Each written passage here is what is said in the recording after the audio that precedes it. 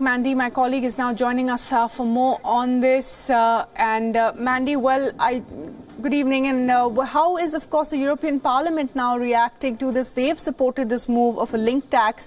And how is the UK responding? Well, so far, Google says they're going to look closely at the legislation. They're hoping that there'll be tweaks to legislation after they've put their complaint forward.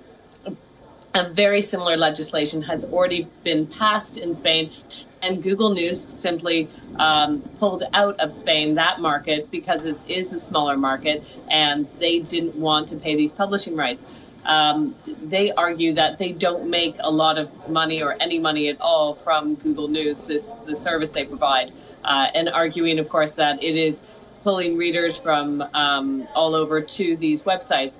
Of course, the journalist's argument is just that they are taking their content and making a profit, and they're not seeing that revenue back.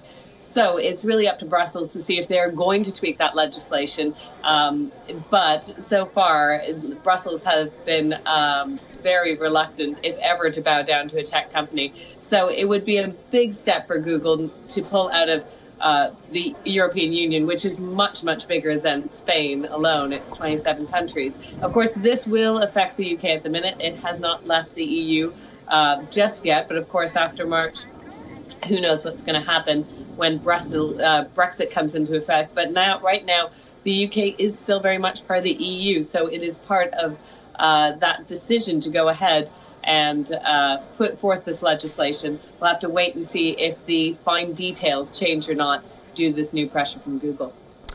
All right, Mandy, thanks very much indeed for joining us with the latest there on that possible link tax in the European Union or for Google News.